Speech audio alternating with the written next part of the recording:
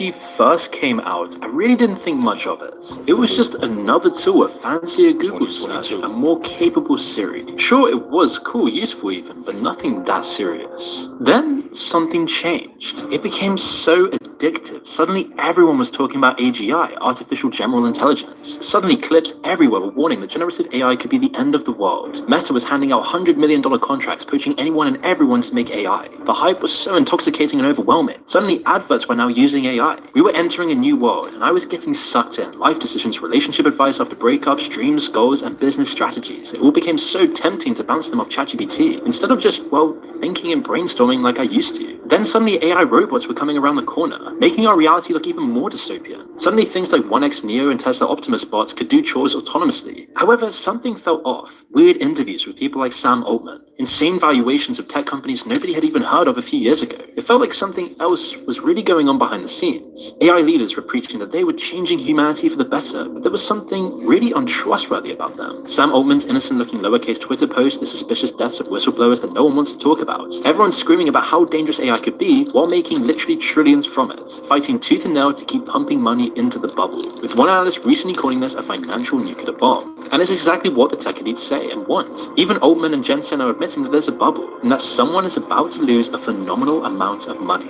And then we just keep on sending even more in, like none of it matters. So what the hell is actually going on? How do we go from this will change everything to whatever this is? Is the hype justified? Is the industry heading somewhere we really don't want to go? And who is behind the bubble, and why do they want it in the first place? Well, none of it really makes much sense, unless we're asking the wrong questions. Which is why in this video, we're actually going to uncover something that isn't spoken about in most videos, something that's hidden in plain sight, as we've been put on a collision course that no one has been asking for, and the fallout looks like it could be colossal. As the AI bubble doesn't just seem to be inflated stock prices, it's something far, far more sinister. Although AI didn't always seem this way, and just a couple years ago, I really had no idea what was coming for us. I remember when ChatGPT started popping up in everyday conversations, and me and my friends and family were worried it was actually going to take their jobs. But honestly, I don't think this is how anyone imagined super advanced AI would look like, as we'd all been conditioned by decades of sci-fi to expect Terminator's metal skeleton or some sleek android that almost looks human. But instead, we got a chatbot and a web browser. Basically just a slightly better version of Siri. A friendly little bot that said, "How can I help you today?" It almost kind of felt just like disappointing. Like, this is it? This is the thing that influential scientists like Stephen Hawking warned would end humanity? But that's exactly what made it so brilliant and so dangerous. And little did I truly realize how sinister this could actually be, and that the people behind this were looking for far more than just money, which is what we're about to see in this video.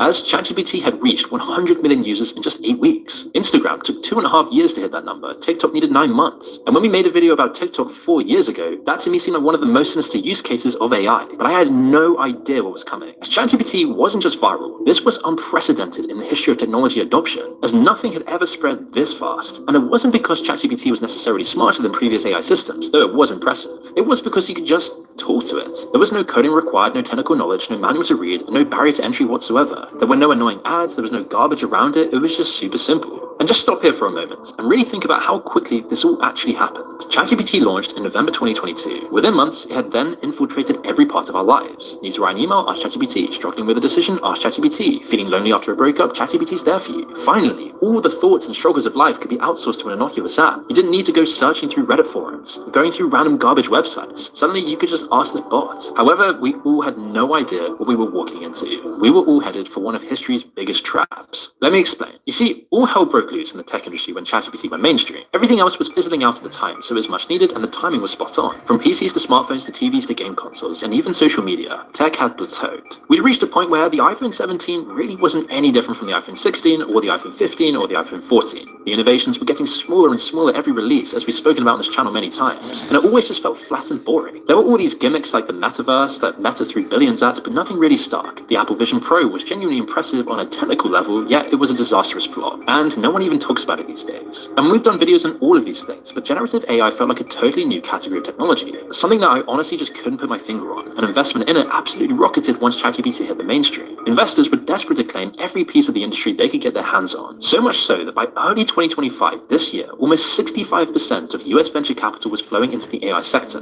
Nvidia's stock jumped 239% in 2023, then another 171% in 2024, a 5-fold increase in 2 years, primarily from selling the chips required to train these LLMs. And it's really hard to get your head around how much cash it actually takes to move a market cap the size of Nvidia's by that much. It's basically equivalent to the entire GDP of the UK or France, like adding another Apple to the stock market. But how can a company that no one knew of suddenly be worth more than some of the most developed countries in just a few years? And what was the real intention behind this? Was it just financial?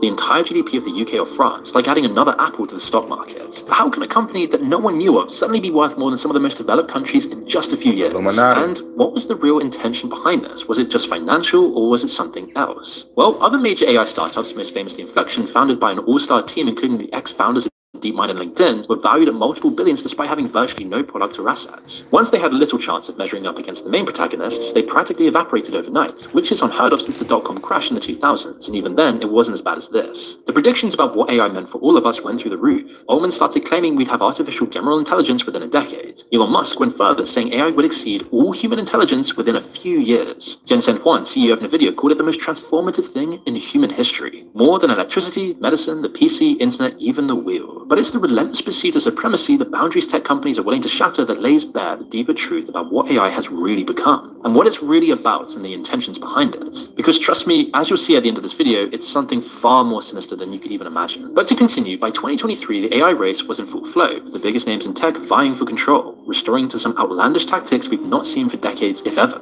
Microsoft struck the first blow. In January 2023, they dropped $10 billion into OpenAI. It was a massive gamble, basically betting the company's future on this one technology. So why would Microsoft risk everything on a chatbot? Meta, meanwhile, was allegedly advertising $100 million signing bonuses to poach AI researchers from OpenAI. When that was called out as exaggerated because obviously that's an insane number, the real numbers came out. And somehow, they were even crazier. We're talking mega multi-million-dollar offers that were turned down because the people receiving them had better options. One report claimed that Meta offered a single researcher $1.25 billion over 4 years, and the person said no. People took to Reddit to debate how this simply wasn't normal. Something was going on here. What could one person possibly know that's worth more than $1 billion?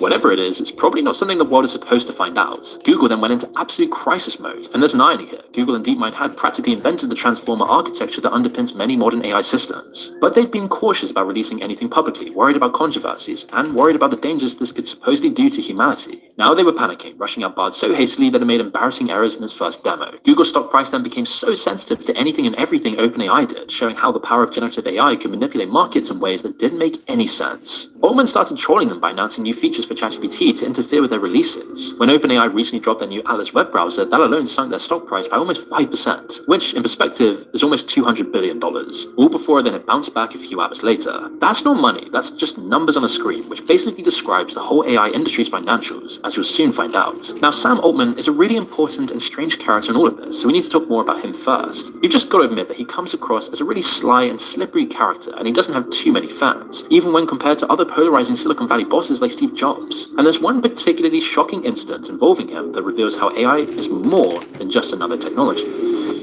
This video is sponsored by Raycon. Probably remember, Tucker Carlson recently sat down with Sam Altman for an interview that got uncomfortable fast. He brought up the OpenAI whistleblower, a 26-year-old researcher who'd worked at OpenAI for nearly 4 years before leaving. The whistleblower had gone public with accusations that OpenAI was violating copyright law by training its models on copyrighted material without permission. He was then set to testify in the New York Times' lawsuit against OpenAI. In November 2024, he was then found dead in his San Francisco apartment. Authorities allegedly didn't really investigate it and just ruled this as a single self-inflicted gunshot wound. The apartment door was locked from the inside, there was no signs of forced entry, there was a weird wig, blood in multiple rooms, and case closed, even when he was ordering DoorDash just before it happened. So his parents, suspicious, rejected that conclusion entirely. His mother called it a cold-blooded murder. An independent autopsy they commissioned reportedly found evidence that contradicted the official findings. So you had complaints from one programmer who said you guys were basically stealing people's stuff and not paying them, and then he wound up murdered.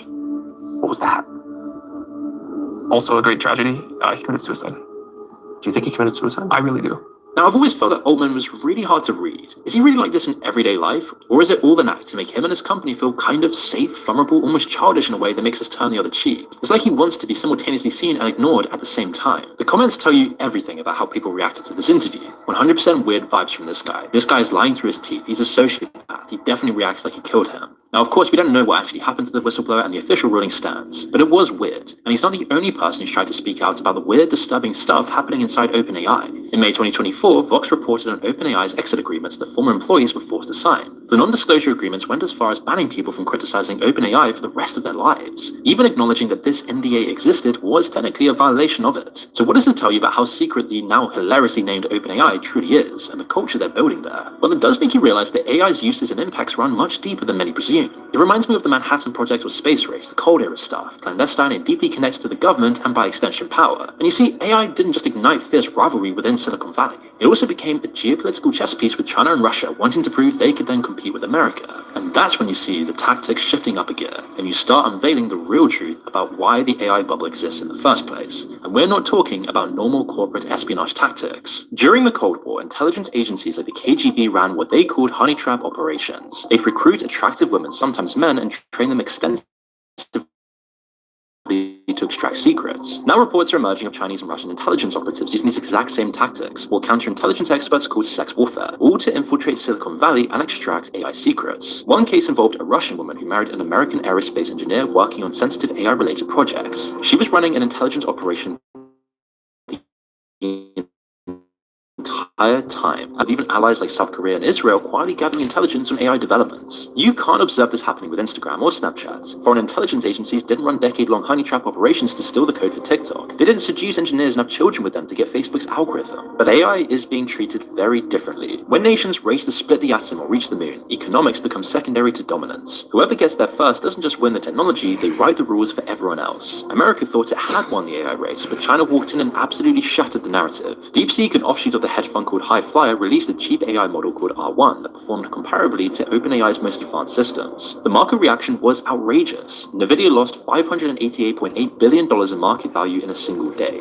by far the most any stock has ever lost in one day in history. Mark Andreessen, one of Silicon Valley's most influential venture capitalists, called it AI Sputnik moment, a reference to when the Soviet Union shocked America by launching the first satellite and proving they weren't as far behind as everyone assumed. And so this brings us to the next piece of the puzzle, which tells us more about what AI really is, the economics. Because something very strange is happening in AI's financial universe. With nearly everyone using AI tools like ChatGPT and other chatbots and image generators, you'd think that these companies would be raking it in, but they're really not. They're struggling big time. Now, failing to turn a profit is really common among early stage companies. You lose money for a while as you build, that's normal or even expected, but the AI industry's numbers are astonishing even by Silicon Valley's standards. Look at OpenAI itself. In the first half of 2025 alone, they brought in $4.3 billion in revenue, which sounds spectacular until you look at the other side of the ledger. In that same period, they posted a net loss of $13.5 billion. They're losing $3 for every dollar they make, as their expenses totaled $8.5 billion for those 6 months, with $6.7 billion going to research and development. They then burned through $2.5 billion in actual cash, not accounting losses on paper, not theoretical valuations, but real money flying out of the door. So they ended June with $17.5 billion in reserves, which sounds like a lot until you realize they're projected to burn through $115 billion by 2029. They revised their 2025 burn rate from $7 billion to $8.5 billion partway through the year because costs kept rising faster than they expected. OpenAI says they won't be cash flow positive until they reach $125 billion in revenue, a milestone they don't expect until 2029. Back in 2022, analysis estimated ChatGPT cost around $700,000 per day just to keep the servers operational. So where is all of this money going?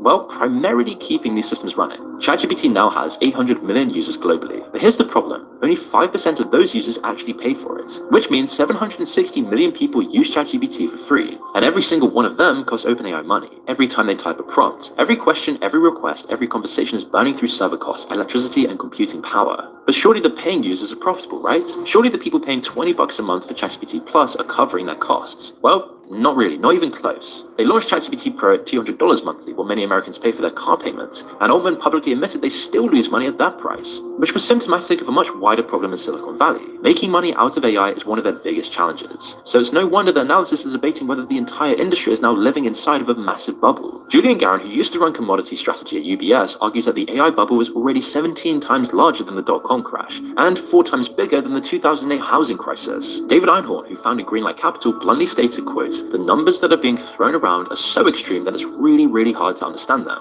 I'm sure it's not zero, but there's a reasonable chance that a tremendous amount of capital destruction is going to come through this cycle." Then there's Torsten Slok, chief economist at Apollo Global Management, who explained in a quote that made headlines everywhere, the difference between the IT bubble in the 90s and the AI bubble today is that the top 10 companies in the S&P 500 today are more overvalued than they were in the 90s. What are they really doing here if money isn't actually the main motive? And who is behind this giant bubble? Well, you've got to look beyond the subscriptions and actually think about what you and people you know ask ChatGPT. Now, you've probably seen the memes about pouring tons of sensitive data into it to answer basic business questions, but this all probably ends up in a database with incalculable value. And then there's something more insidious, the personal questions. Like, should I quit my job? Is my relationship worth saving? Why do I feel so empty? Am I making the right choice? What should I do with my life? Why can't I stop feeling like this? You're pouring your consciousness into the system, giving it access to your fears, your desires, your inadequacies, your most intimate thoughts. Every single one of those prompts is data. Behavioral information about how humans think, what they want, what they fear, what they believe, what breaks them, and what motivates them. It's so addictive and so affirming. It always compliments you, telling you what a wonderful idea you have.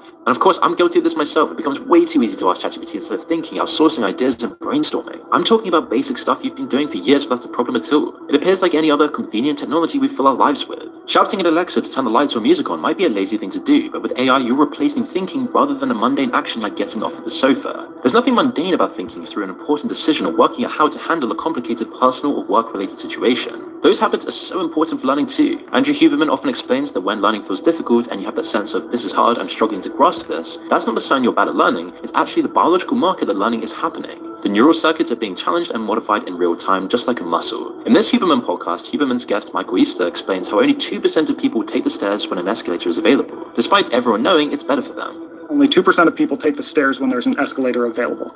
2%. Now, 100% of people know that if they were to take the stairs, that would be better for them. So this tells me that we're sort of wired to do the next easiest thing. As soon as the convenience is put in front of us, we have to force ourselves away from it, which is exactly what's happening with generative AI living in our pockets and web browsers. Now, this isn't to say that it has zero positive or practical uses. It would be insane to suggest that. It does genuinely eliminate some of the drudgery of some tasks and can extend our skills and talents rather than replace or supersede them in some cases. But it's also easy and seamless that it's becoming hard to tell what the trade-offs really are. It breaks natural thought processes apart while simultaneously generating millions of accumulated data points. And it does it while acting innocent and trustworthy, drawing us in deeper and deeper, forming habits that won't be easy to break. And I would wager that most of you watching this right now are aware of some of this on some level. But think of the millions who actually aren't. Once you become the voice people trust above their own judgment, the economics become just one piece of the narrative. The massive AI bubble analysis writes about might tempt us to believe that AI is just some weak thing financially, a bad bet that's probably going to blow up in everyone's faces at some point. But you've got to think about it differently. It demonstrates that AI has existential worth beyond monetary value alone. Cash and investment represents control over the AI sector, and the stakes that big companies want in that control. It's speculating about a future where AI is essential to, well, practically everything. Even Sam Altman himself answered candidly when reporters recently asked him straight, are we in an AI bubble? He could have deflected and talked about long-term value creation, but he said, when bubbles happen, smart people get overexcited about the kernel of the truth. Are we in a phase where investors as a whole are overexcited about AI? My opinion is yes. He repeated the word bubble 3 times in 15 seconds, then half joked, I'm sure someone's going to write some sensational headline about that. I wish he wouldn't, but that's fine. He also added that someone is going to lose a phenomenal amount of money, and we don't know who. In that same conversation, Altman said OpenAI expects to spend trillions of dollars in data center construction in the not very distant future. And when asked about economists who might call this reckless, he said, you should expect a bunch of economists wringing their hands saying, this is so crazy, it's so reckless. And we'll just be like, you know what, let us do our thing. So Altman does admit that there is a bubble, and admits someone will lose a phenomenal amount of money, but insists it won't be OpenAI. They'll just keep spending trillions they don't have while losing billions annually. And somehow, it'll all just work out. While he's out there saying AI is a bubble and the financials are horrific, OpenAI just dropped its biggest ad campaign ever, bigger than its Super Bowl ads earlier in the year. And these ads are stunning. Shot in 35mm film and super cinematic, they show young people in these intimate, vulnerable moments. 2 teens in this golden hour road trip chatting with ChatGPT about where to go next. A guy in his kitchen at night, nervous, asking ChatGPT for a recipe to impress someone on a date.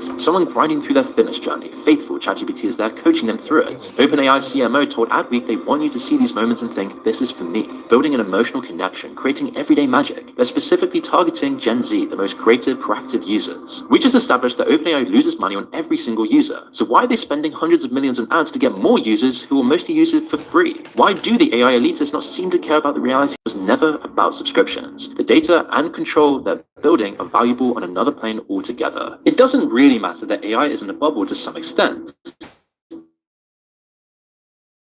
as present-day lapping it up because it's allowing them to build the infrastructure they need so as to crucially onboard as many users as they can, and then make us all dependent on it. At massive scale, AI will deliver a psychological profile of the entire human species. It's a vital prerequisite to predicting, shaping, and behavior. And that sounds dramatic, but this even train its models and A recent Stanford study found that all 6 major AI companies collect user conversations for training, often without explicit consent. They've created this 2-tier system where paying customers get privacy protections, but if you're using the free version, your data is often fair game. Now here's what makes AI conversation data uniquely powerful compared to what Google or Facebook already have. People aren't just mindlessly scrolling or clicking like. It's way deeper than that. Research shows algorithms can translate digital footprints into shockingly accurate psychological profiles. We are talking about predicting personality traits, mental health status, and even intelligence from patterns in behavioral data. This then creates what is called a behavioral surplus, excess data that fuels surveillance capitalism. It's not about predicting behavior anymore. The endgame is modifying it. Research is already showing that ChatGPT and other mainstream AI models have a worldview that favors certain social, political, and economic theories and stances. OpenAI's own internal reports found that strongly charged liberal prompts exert the largest pull on objectivity across model families, more so than charged conservative prompts. A Stanford study found that OpenAI models had the most pronounced left-wing bias, 4 times that of Google's. And whichever side of the political spectrum you are on right now, it doesn't even matter, because having any bias in these models is incredibly dangerous. As the University of Washington researchers found that after just 5 interactions with biased chatbots, people's political views moved in the direction of the AI's bias. Democrats and Republicans both lean towards whatever bias the chatbot told them to think. Yes, basically brainwashing through AI. And this then brings up the censorship issues too. OpenAI's Atlas browser got blasted upon release for censoring key historical information and restricting access to certain websites. Earlier on, image models like Gemini were caught changing the ethnicity of historical figures, and it was even more shocking that the actual AI team themselves had no idea that the rest of the company had been altering it to produce these biased outcomes. So when everyone's information is filtered through this belief system, it's remarkably easy to reprogram people and brand whatever you want as the truth, or just cut out things you don't want people to think or know. Control AI, control the discourse, engineer solutions for people's innermost insecurities and vulnerabilities. But what if you could go even deeper than that? What if you didn't need people to type prompts at all? Well, news broke that Sam Altman is launching a brain-computer interface startup called Merge Labs. He's tapped Mikhail Shapiro, an award-winning biomolecular engineer from Caltech, all to lead the technical direction. And here's what makes it terrifying. Shapiro specializes in non-invasive neural interfaces, not like Neuralink where they drill into your skull. Instead, they're working on ultrasound and gene therapy to modify cells in your brain to respond to sound waves and magnetic fields. At a press dinner, Altman said he, quote, would definitely not sew something into the brain. That would kill neurons like Neuralink does. But then he said something that should make everyone's blood run cold. Quote, I would like to be able to think something and have ChatGPT respond to it. Maybe I want read-only. That seems like a reasonable thing. I repeat, read-only. They want direct access to your thoughts, not to control them. They want this just to read them, just so you can think instead of type or speak. But once a machine can read your mind, it's realistically not going to stop there. Once there's a direct pipeline between human consciousness and AI systems controlled by a handful of tech companies, what happens then? The dependency won't be something you choose moment to moment. It'll be quite literally hardwired. So you can see now that AI is a weapon in more ways than one, and the links are more pervasive than you'll know.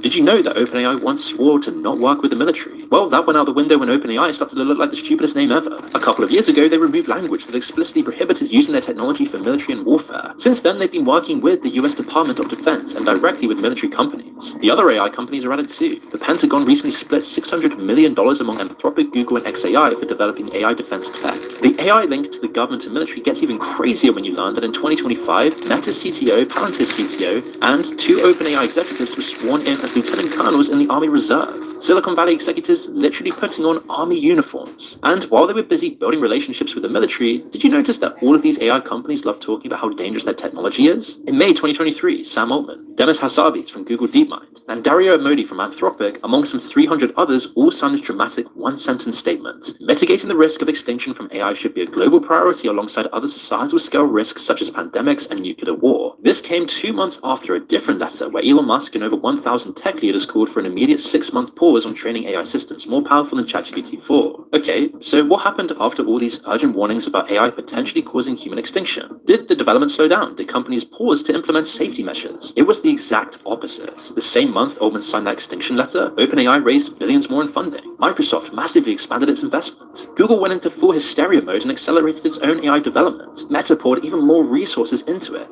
Nvidia became the biggest company in the world. The arms race went into an overdrive, and the warnings became even more dramatic dramatic. When Altman testified before Congress in May 2023, he said AI could cause, quote, more significant harm to the world. Then he went and rejected every single proposal to regulate AI. He publicly threatened to pull ChatGPT out of Europe entirely if the EU's AI Act wasn't watered down to exclude OpenAI technology. They lobbied against practically any robust regulation,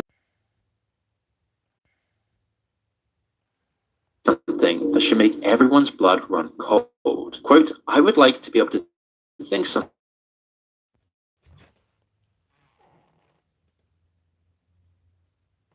I guess when it gets to the good parts, they want to shut it off because it's getting to the real nitty gritty. So real shit, they want your fucking thoughts. There's new Resident Evil, Part 9, the Requiem. The virus was to control people's thoughts. Oh yeah, everything connects. But yeah, let's hurry up and end this. I knew this shit was gonna do that.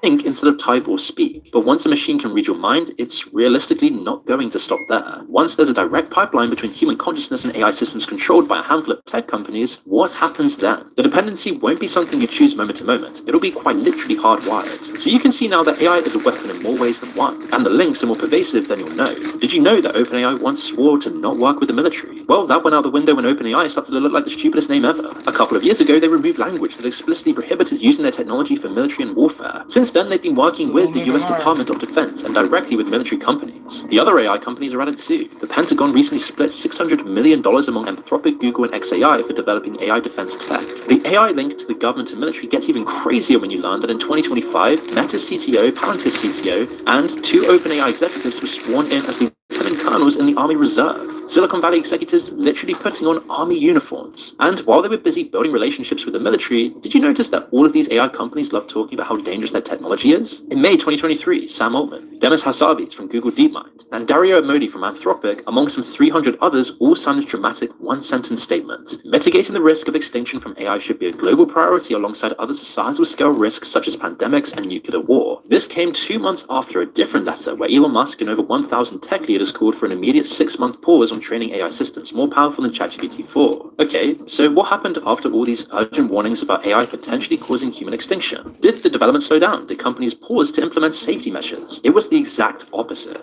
The same month Altman signed that extinction letter, OpenAI raised billions more in funding. Microsoft massively expanded its investment. Google went into full hysteria mode and accelerated its own AI development.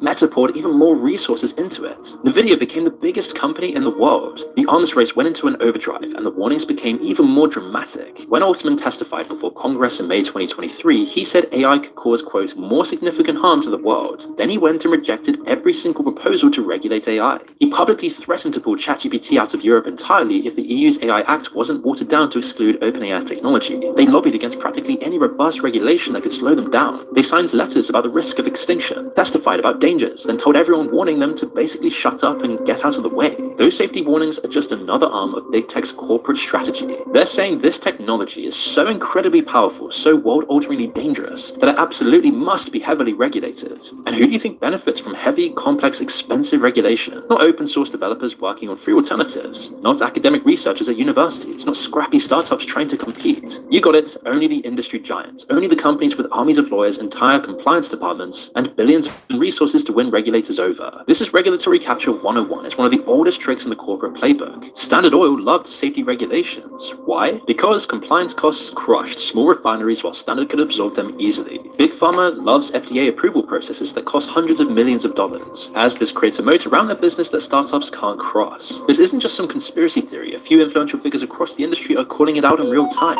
Yang LeCun, Meta's chief AI scientist, a Turing Award winner considered one of the godfathers of AI, joined 70 other experts in signing a counter letter. It urged governments to embrace openness, transparency, and broad access for AI development.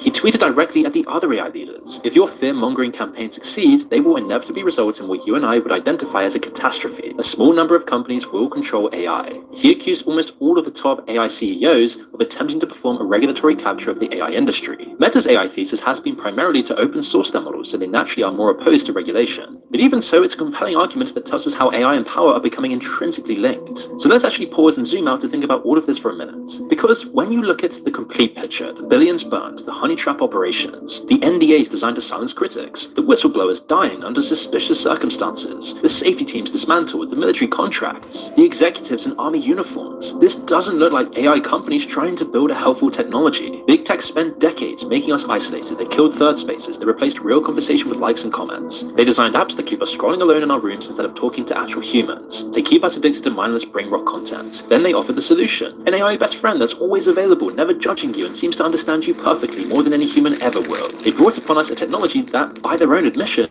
could end life as we know it. It's the oldest call in the book, but with the newest, most advanced technology ever to enable it. Create the problem and then sell the cure. And this time the cure is wrapped up in power dynamics that transcend other technologies, even social media. So when does this all come crashing down? That is the trillion-dollar question, and the honest answer is nobody knows. On the financial side of the equation, it's everyone with money invested in tech that takes on the risk, your savings, your pension, anything in the S&P 500 at this point. Obviously, it's not the tech elites who are in the ultimate firing line. The odds are infinitely stacked in their favor. On the social and political side of the equation, think about where this all goes if it works. If they do successfully gather behavioral data from billions of people, if they make entire populations dependent on AI for everyday decisions, what to cook, where to go, how to solve problems, what to think, all of that is getting locked in right now. That vision moves forward every time we use AI instead of our brains. They win either way, and we're the ones left holding the bag. We're the chips on the table. Even if AI is a bubble and it eventually pops, the damage will probably be done. The data's already extracted, the dependencies already formed, the thinking patterns already altered. Will we ever be able to break free from the dependency they've built? That value, the value of your time, your critical thinking, your personal information, your soul, is already being traded away and eaten up.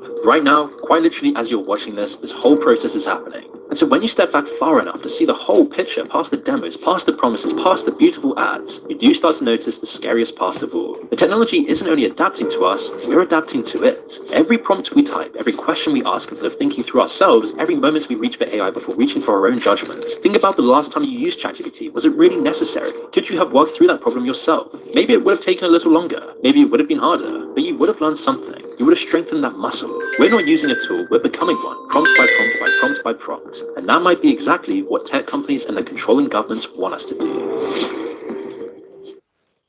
Yep. Now that's that. We're going to leave. And I'm going to do the HHN special report. I just want to get the special stories out the way. But I'll catch y'all in a minute. Shout out to everybody coming through. Low key, live and learn. And everybody's going to watch on the playback. Much love to my guy. That's my UK correspondent, Vonta. Catch you in a minute. Let's get it.